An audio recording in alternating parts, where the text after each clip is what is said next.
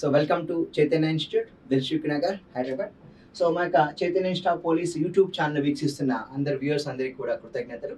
So ఈ రోజు మనం ఆంధ్రప్రదేశ్ పబ్లిక్ సర్వీస్ కమిషన్ వాళ్ళు ఏదైతే మనకి FBO and ABO exam September 7th conduct చేశారో ఆ యొక్క పేపర్లోని ఈరోజు మనం మెంటల్ ఎబిలిటీలో ఉన్నటువంటి క్వశ్చన్స్ ఎక్స్ప్లెయిన్ చేసుకుందాం. సో ఆ యొక్క పేపర్లో పార్ట్ ఏలో మనకి general studies and mental ability 75 questions ఇచ్చాడు.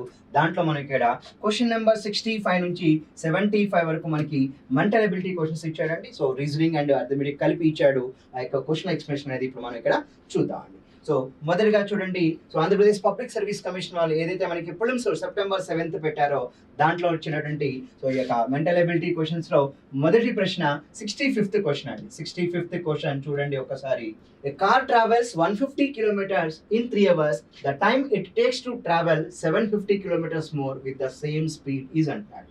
అంటే ఇక్కడ మనకి ఒక కారు 150 కిలోమీటర్స్ని 3 అవర్స్లో కవర్ చేస్తుందని చెప్తా ఉన్నాడు. కాబట్టి ఎప్పుడు కూడా మీరు ఫ్రెండ్స్ గుర్తుంచుకోండి, 150 కిలోమీటర్స్ని మనం ఇక్కడ 3 అవర్స్లో కవర్ చేయటం అంటే దాని యొక్క స్పీడ్ కనుక్కోవాలి. ఆ కార్ యొక్క స్పీడ్ ఆఫ్ ద కార్ అండి.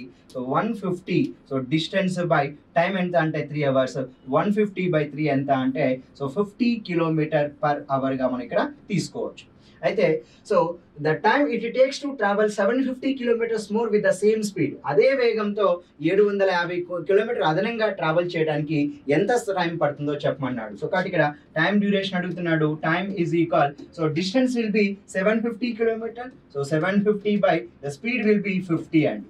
సో 750 కిలోమీటర్స్ని 50 కిలోమీటర్ పర్ అవర్ స్పీడ్తో ట్రావెల్ చేసినప్పుడు ఇక్కడ 75లో 5 అనేది అంటే ఇక్కడ ఆల్రెడీ 0కి 0 కట్ అవుతుంది. 75/5 మీన్స్ 15 టైమ్స్ అండి. The time it takes will be 15 hours is the correct answer. మనకి ఈ యొక్క ప్రశ్నకి మనం థర్డ్ ఆప్షన్ అనేది సమాధానంగా ఇవ్వవచ్చు. నెక్స్ట్ క్వశ్చన్ చూడండి, 66th question. Find the next term in the following series RNQ POM NPROMQ PONMQR OMPQRN and following term అడిగాడు. అంటే ఇక్కడ ఇచ్చినటువంటి సిరీస్ ఒక డిఫరెంట్ గా ఫాలో చేశానండి. ఇక్కడ సింపుల్ గా చూడండి. సో మనకి మొదటి ఏంటంటే RNQ నుంచి మనకి NPROMQ గా సో కోడ్ చేయబడింది. అంటే ఇక్కడ RNQ, సో అదే విధంగా POM. సో ఇది ఏ విధంగా కోడ్ చేయబడింది అంటే మనకి ఇక్కడ NPROMQ. ఎందుకంటే సో ప్రతి దాంట్లో కూడా టర్మ్స్ లో సేమ్ లెటర్స్ ఉన్నాయండి. అవేంటంటే సో ఇక్కడ మనం MNOPQR, ఈ MNOPQR అనే ఈ యొక్క 6 లెటర్స్ ఏవైతే ఉన్నాయో అవే మనకి రిపీట్ అవుతా ఉన్నాయి. కాబట్టి సో దీన్ని వాడు ఏ విధంగా రాశాడో ఒక్కసారి నేను చెప్తాను చూడండి. ఇక్కడ సో RNQPOM కి సీక్వెన్స్ ఇద్దాం. 1 2 3 4 5 6. ఇక్కడ ఏ లెటర్ కూడా రిపీటెడ్ లెటర్ లేదండి. మరి ఇక్కడ N అంటే సెకండ్ లెటర్. సో ఫస్ట్ మనకి సెకండ్ లెటర్ తీసుకోవడం జరిగింది. మరి P అంటే 4th letter. So second letter will be 4th letter గా తీసుకున్నాడు Pని. మరి R అంటున్నాడు, R నెంబర్ సీక్వెన్స్ లో 1 ఉంటుంది. O అంటే O అనేది 5th లెటర్ గా ఉన్నది. సో నా M అంటే 6th లెటర్ గా ఉన్నది. నా Q మీన్స్ 3rd లెటర్. అంటే ఇక్కడ మనకి 1 2 3 4 5 6 ఎలా రీఅరేంజ్ చేశారంటే 2 4 1 5 6 3 గా రీఅరేంజ్ చేయబడింది. అదే విధంగా దీని నుంచి ఇది వచ్చిందండి. అదే విధంగా మన అరేంజ్మెంట్ అయింది అనుకుంటే చూడండి ఇక్కడ NPROMQ అండి. సో 1 2 3 4 5 6 అండి. So second letter, so what is the second letter? P వస్తుంది. అదేవిధంగా 4th letter, so 4th letter ఇక్కడ O ఉంటుంది. అదేవిధంగా first letter will be N అండి. నా fifth letter is here M అవుతుంది. నా నెక్స్ట్ 6th లెటర్ Q అవుతుంది. అదేవిధంగా థర్డ్ లెటర్ అంటే ఇక్కడ R అవుతుంది. అంటే మరలా ఎలా అయింది? 2 4 1 5 6 3 గా కోడ్ చేయబడ్డది. అక్కడ చూడండి PONMQR గా కోడ్ చేయబడ్డది. మరలా PONMQR అనేది ఇలా కోడ్ చేయబడ్డది. రైట్, అది ఏ విధంగా ఉన్నదో ఒక్కసారి చూద్దాం. PONMQR అండి. సో దీనికి కూడా ఒక సీక్వెన్స్ ఇద్దాం. 1 2 3 4 5 6 అండి. సో ఈ సీక్వెన్స్ ఎలా రీఅరేంజ్ చేయండి అంటే second letter, 4th letter, first letter, 5th letter, 6th letter, 3rd letter. Now here, so look at here PONMQR, the second letter will be O and the 4th letter is M here. Now the first letter will be P here. Now the 5th letter will be Q and the 6th letter is R. Now the 3rd letter is N. So now here PONMQR MQR will be rearranged as OMPQRN. కాబట్టి ఇక్కడ following letter sequence అడుగుతా ఉన్నాడండి. కాబట్టి అదే విధంగా మనం ఇక్కడ ఏదైతే OMPQRN ఉన్నదో సో దాన్ని మనం రీఅరేంజ్ చేద్దామండి. OMPQRN. సో చూడండి ఇక్కడ first letter, second letter, third letter, fourth letter, fifth letter, sixth letter. ఎలా రీఅరేంజ్ చేయాలి? Second letter, fourth letter, first letter. Now what about the second letter? M here. Now the fourth letter will be Q here. The first letter will be O here. Now next one 5, 6, 3 andi. So 5 means 5, 6, 3. The fifth letter will be R and the sixth letter will be N and the third letter andi. What is the third letter? P here. So our requirement answer is MQORNP andi. So answer will be MQORNP means option 2 is the correct answer. Next question 67. Statement: all dancers are artists, some artists are painters. Now conclusion: all artists are dancers. And the second one, so conclusion to some painters are dancers అంటున్నాడు. నృత్యకారులంతా కళాకారులు, కొంతమంది కళాకారులు చిత్రకారులు. అందరూ కళాకారులు నృత్యకారులు, కొంతమంది చిత్రకారులు నృత్యకారులు. అయితే ఇక్కడ 1:2, 2 is false, 1 is false, 2 is true, and 1 and 2 both are true, 1 and both are 2 both are false అండి. సో యాక్చువల్గా ఒరిజినల్కి ఇది 2 ఇచ్చాడు, ఆప్షన్ 2 రాంగ్ ఆన్సర్ అండి. So both are false is the correct one. మీరు ఎవరైనా అబ్జెక్షన్ పెట్టాలనుకుంటే సో ఈ యొక్క క్వశ్చన్ ఏదైతే 67th క్వశ్చన్ ఉన్నదో వాడు ఒరిజినల్కి 2 ఇచ్చాడు, యాక్చువల్గా ఒరిజినల్గా 4th is the correct answer అండి. రైట్, కావాలంటే చూడండి ఒకసారి మనం ఇక్కడ సో బీడీ డ్రా చేద్దాం. So BD is nothing but basic diagram అండి. ఇది సిలాయిజం అనే టాపిక్ నుంచి మనకి కవర్ చేయటం జరిగిందండి. సో దీన్ని మనం సిలాయిజం అని చెప్తా ఉంటాం, సిలాజిజం. ఓకే, సో దాన్ని మనం సో లాజికల్ డిడక్షన్స్ అని కూడా చెప్తా ఉంటామండి. సో అంటే మనకి లాజికల్ డిడక్షన్స్ అనే టాపిక్ నుంచి ఈ యొక్క క్వశ్చన్ అనేది కవర్ చేయటం జరిగింది. So all dancers are artist అంటున్నాడు. సో ఇక్కడ మనకి సింపుల్ గా చూడండి, డాన్సర్స్ అందరూ కూడా ఆర్టిస్ట్ అని మనకి ఇవ్వడం జరిగింది. All the dancers are artist అంట. రైట్, సో నెక్స్ట్ ఇంకా సెకండ్ స్టేట్మెంట్ వచ్చి సమ్ ఆర్టిస్ట్ ఆర్ పెయింటర్స్ అన్నారు. సో బేసిక్ డయాగ్రామ్ కాబట్టి మనం మినిమం ఓవర్లాపింగ్ వెళ్తున్నాం. All the dancers are artist but some artist are painters అండి. సో ఈ యొక్క పెయింటర్స్ ని మాత్రమే ఆర్టిస్ట్ కి టచ్ చేయాలి. సో పెయింటర్స్ తీసుకొచ్చి డాన్సర్స్ కి ఓవర్లాప్ చేయొద్దు. So this will be the painters. అంటే ఇక్కడ ఏమవుతుంది అంటే ఈ పార్ట్ ఏమవుతుందంటే సమ్ ఆర్టిస్ట్ ఆర్ పెయింటర్స్ అవుతారు, సమ్ పెయింటర్స్ ఆర్ ఆర్టిస్ట్ అవుతారు. But no dancer is painter, no painter is dancer అండి. ఇప్పుడు కంక్లూజన్ 1 చూద్దాము. ఆల్ ఆర్టిస్ట్ ఆర్ డాన్సర్స్ అంటున్నాడు. So this will be the positive conclusion. Next second one some painters are dancers అంటున్నాడు, positive conclusion అండి. So in syllogism topic logical deduction, so we have 4 important bullet points అండి. సో దాని ప్రకారం మనం answer చేయడానికి ప్రయత్నిద్దాం. ఆల్ ఆర్టిస్ట్ ఆర్ డాన్సర్స్ అంటున్నాడు. ఆర్టిస్ట్ అందరూ కూడా డాన్సర్స్ అయ్యే అవకాశం లేదు, ఎందుకంటే ఈ పార్ట్ లో కూడా ఆర్టిస్ట్ ఉంటారు, వాళ్ళెవరు కూడా డాన్సర్స్ అవ్వట్లేదు. కాబట్టి the first conclusion will be the false conclusion. అంటే ఎప్పుడైతే మనకి so the positive conclusion is false for BD, such conclusions does not follows అండి. కనుక conclusion 1 అనేది false గా మనం ఇక్కడ తీసుకోవచ్చు. సమ్ పెయింటర్స్ ఆర్ డాన్సర్స్ అంటున్నాడు, సమ్ పెయింటర్స్ ఆర్ డాన్సర్స్ అయ్యే అవకాశం లేదు, ఇది కూడా ఫాల్సే అవుతుందండి. కనుక సో ఫస్ట్ది ఫాల్సే అవుతుంది, సెకండ్ కూడా ఫాల్స్, కాబట్టి బోత్ 1 and 2 ఆర్ ఫాల్స్ అండి. ఇది ఒరిజినల్ కి యాక్చువల్గా ఆప్షన్ 2 ఇచ్చాడు. సో మేబీ ఇది మనం కరెక్షన్స్ లో మనం అబ్జెక్షన్స్ లో అయితే మనం పెట్టుకోవచ్చు. నెక్స్ట్ క్వశ్చన్ చూడండి, 68th question. 12 men can complete a work in 16 days, then how many days will 8 men can complete the same work అండి. సో వెరీ సింపుల్ క్వశ్చన్ అండి.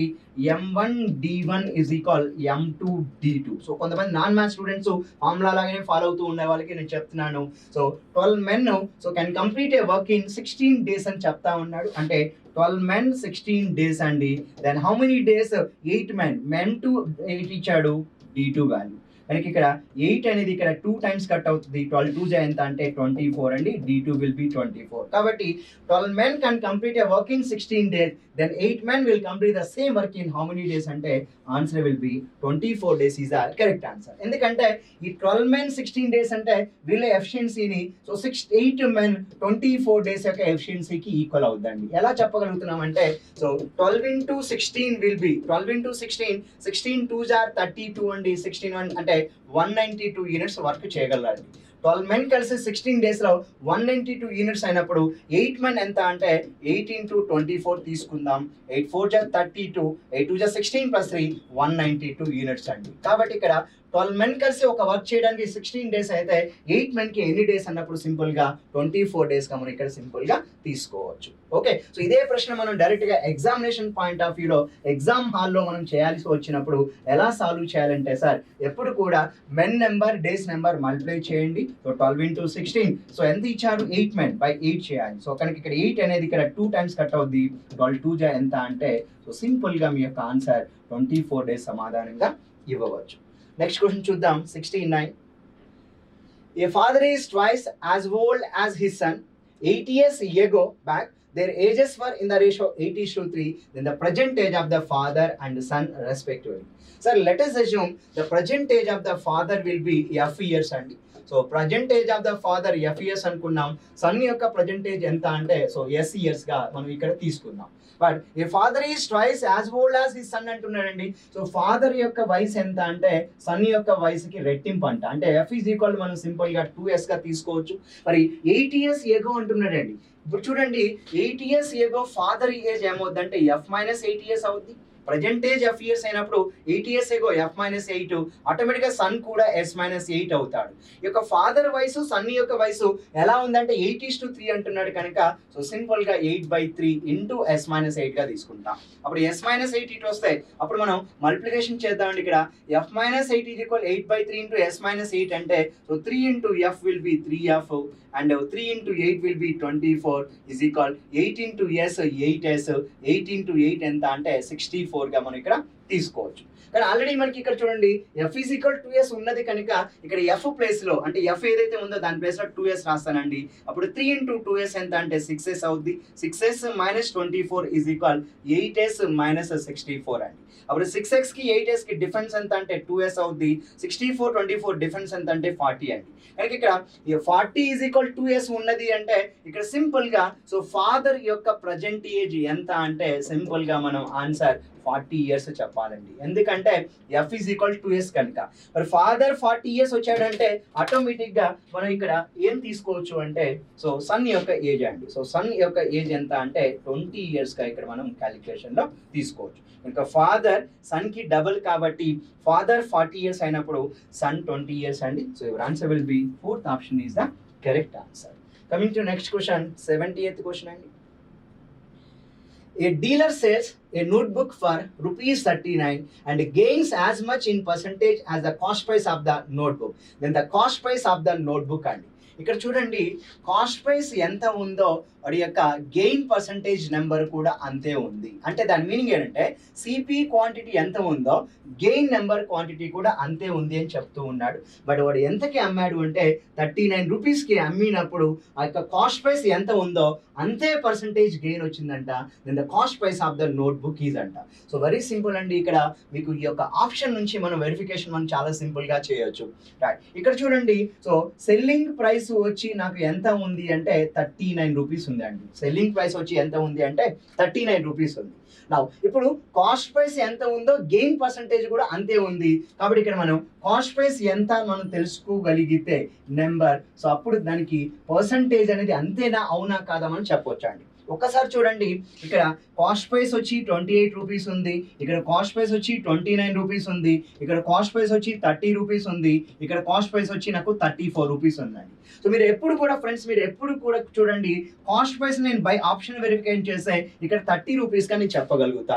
ఎలా చెప్పగలుగుతున్నాను అంటే ఇది 30 రూపీస్ అయితే పర్సంటేజ్ కూడా గెయిన్ పర్సంటేజ్ 30 అని చెప్తున్నాను. అంటే కాస్ట్ ప్రైస్ 30 రూపీస్ అంటే గెయిన్ పర్సంటేజ్ కూడా 30% అంటున్నా. నాకు ఇప్పుడు చెప్పండి, సో 30% ఆఫ్ 30 అండి. 30% ఆఫ్ 30 అన్నప్పుడు ఇక్కడ ఎంత గెయిన్ వస్తుంది అంటే 9 రూపీస్ అవుతుంది. అంటే కాస్ట్ ప్రైస్ 30 రూపీస్ అయినప్పుడు సెల్లింగ్ ప్రైస్ ఎంత అంటే 9 రూపీస్ ఎక్స్ట్రా కాబట్టి 39 రూపీస్ వస్తుంది. కనుక సెల్లింగ్ ప్రైస్ 39 రూపీస్ అయిందండి, కాస్ట్ ప్రైస్ వచ్చి 30 రూపీస్ అవుతుంది, గెయిన్ పర్సంటేజ్ కూడా 30 అవుతుంది. కనుక సో సింపుల్గా ఈ యొక్క ప్రశ్న మనం సో ఆప్షన్ వెరిఫికేషన్ నుంచి ఈజీగా మనం సాల్వ్ చేయగలిగాం. So answer will be third option is the correct answer.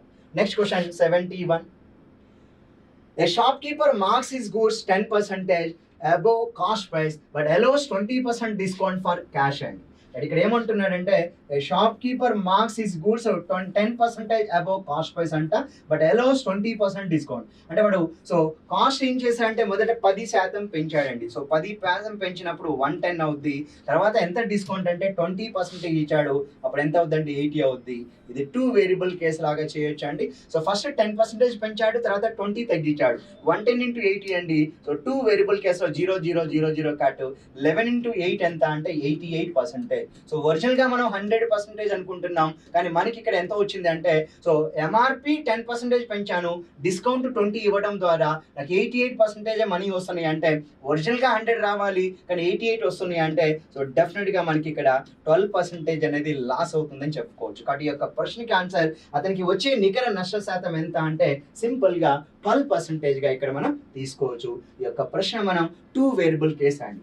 10% above అంటే 110 అవుద్ది. సో 20% డిస్కౌంట్ అంటే 100 - 20 80 అండి బై 100. సో 0 0 0 0 కట్ 11 8 88 అండి. అంటే 100కి ఎంత తగ్గింది అంటే 12 తగ్గింది, కాబట్టి సో 12% నష్టం వచ్చిందని చెప్పి ఇక్కడ మనం మాట్లాడుకోవచ్చు.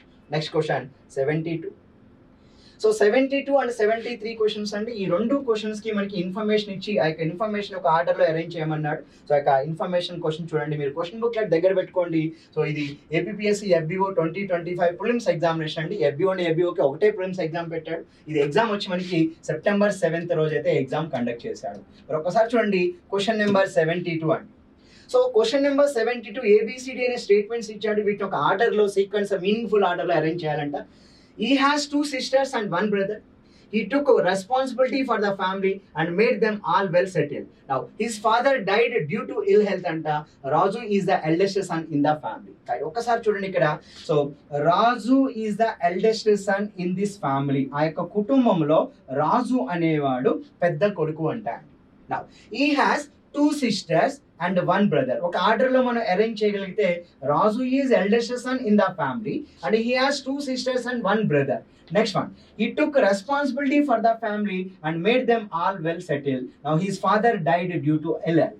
ఇక్కడ చూడండి, ఇక్కడ ఇచ్చినటువంటి ఇన్ఫర్మేషన్ మనకి రాజుకు సంబంధించిన ఇన్ఫర్మేషన్ అండి. Raju is the eldest son in the family అంట. He has 2 sisters and 1 brother. అంటే ఇతనికి 2 sisters ఉన్నారంట, 1 brother ఉన్నారంట.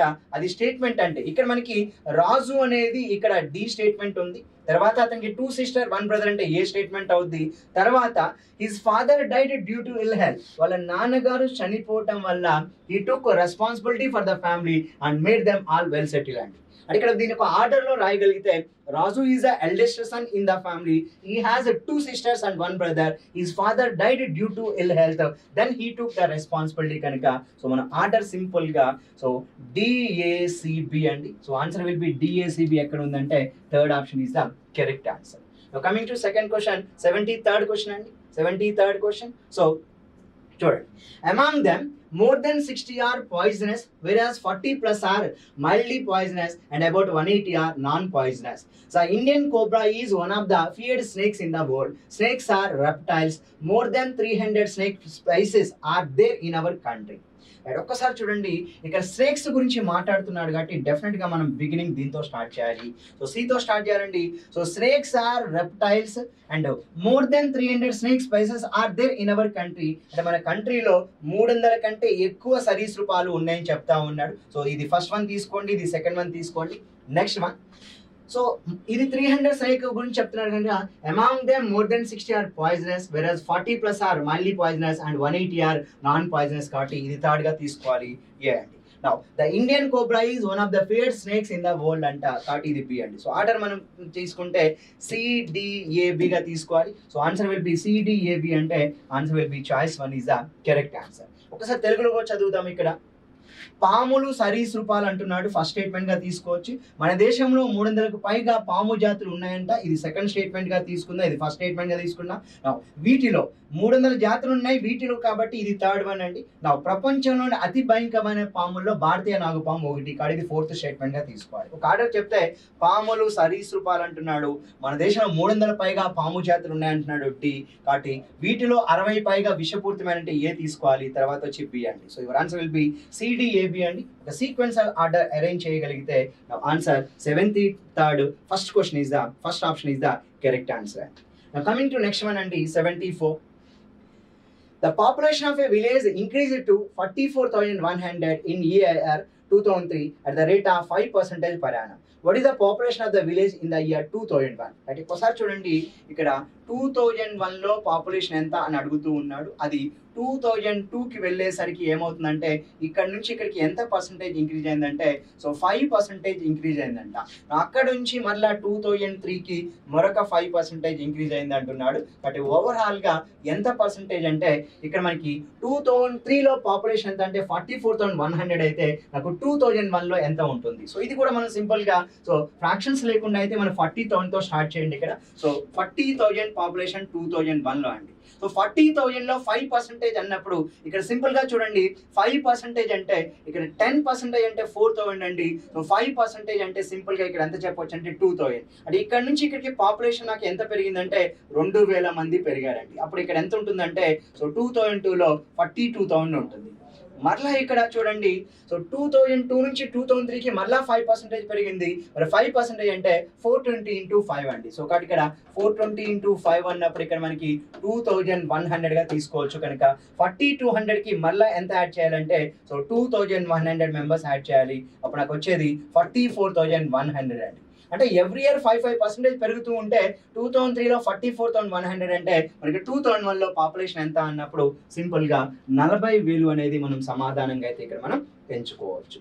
నెక్స్ట్ వన్ అండి 75. ఇది కూడా నేను ఆప్షన్ వెరిఫికేషన్ నుంచి ఆన్సర్ చేయడానికి ప్రయత్నించాను. 75. The cost of 5 pence is equal to cost of 8 pencil. If the cost of 1 pencil is 5 rupees, then the cost of 7 pence అండి. చాలా సింపుల్ క్వశ్చన్ అండి. సో 5 pence యొక్క సిపి అనేది, సో 5 pence యొక్క cost price అనేది దేనికి సమానం అంటే సో 8 పెన్సిల్స్ యొక్క 8 పెన్సిల్స్ యొక్క కాస్ట్ ప్రైస్కి సమానం అంటున్నాడు. కాబట్టి ఇక్కడ మనం సింపుల్గా చెప్పాలి అంటే 5 pence యొక్క కాస్ట్ ప్రైస్ అనేది 8 పెన్సిల్స్ యొక్క కాస్ట్ ప్రైస్కి సమానం అంటున్నాడు. The cost of 1 pencil is 5 rupees అంట అండి. రైట్, ఒక్కసారి మీరు చూడండి ఇక్కడ. సో మనం పెన్స్ని అటు తీసుకుపోదాం. అప్పుడు ఇక్కడ 8 ఇటు తీసుకొద్దాం అండి. అప్పుడు మనకు ఒక్కసారి చూడండి ఇక్కడ. So let us assume so pens by pencils is equal 8/5 అండి. 8/5 రైట్. ఒక్కసారి చూడండి ఇక్కడ. So if the cost of 1 pencil is 5 rupees అంట. 1 pencil యొక్క కాస్ట్ 5 rupees అయినప్పుడు 1 penny యొక్క కాస్ట్ ఎంత అంటే 8 rupees అవుద్ది. Then what is the cost of 7 pence అండి. అంటే ఇక్కడ మనకి సింపుల్ గా 1 penny యొక్క కాస్ట్ ఎంత అంటే 8 rupees అండి. Then what is the cost of 7 pence అంటున్నాడు. దెన్ 7 pence will be so 7 into 8 will be 56 rupees is the correct answer. కనుక ఈ యొక్క ప్రశ్నకి మనం సమాధానం సో 56 రూపాయలని సమాధానంగా ఇవ్వవచ్చు. సో ఇవ్వండి మనం ఈరోజు ఏదైతే మనకి సో ఎగ్జామినర్ మనకి ఆంధ్రప్రదేశ్ పబ్లిక్ సర్వీస్ కమిషన్లో సో మనకి మొత్తం ఓవరాల్గా so Andhra Pradesh public service commission FBO and ABO exam conduct చేశారు. సో సెప్టెంబర్ 7వ తారీఖు లాస్ట్ సండే అండి 2025. ఇది మార్నింగ్ 10 AM నుంచి 12:30 వరకు కండక్ట్ చేశారు. దాంట్లో మనం ఆల్రెడీ జనరల్ మ్యాథమెటిక్స్లో 117వ ప్రశ్న నుంచి 150వ ప్రశ్న ఎక్స్ప్లెయిన్ చేశాము. నౌ మెంటల్ ఎబిలిటీ యొక్క క్వశ్చన్ 65 క్వశ్చన్ నుంచి 75 క్వశ్చన్ వరకు ఈ యొక్క వీడియో ద్వారా మీకు ఎక్స్ప్లెనేషన్ అయితే చేయడం జరిగింది. సో నెక్స్ట్ వీడియోలో నేను ఫారెస్ట్ సెక్షన్ ఆఫీసర్ ఎగ్జామినేషన్ అదే రోజు afternoon session so September 7th రోజు జరిగింది. ఫారెస్ట్ సెక్షన్ ఆఫీసర్లో మనకి mental ability, reasoning, arithmetic, general మ్యాథమెటిక్స్లో ఏ ప్రశ్నలు వచ్చాయనేది నెక్స్ట్ వీడియోలో మీకు ఎక్స్ప్లెయిన్ చేయడానికి నేను ప్రయత్నిస్తాను. థ్యాంక్ యూ వెరీ మచ్ అండి. ధన్యవాదాలు.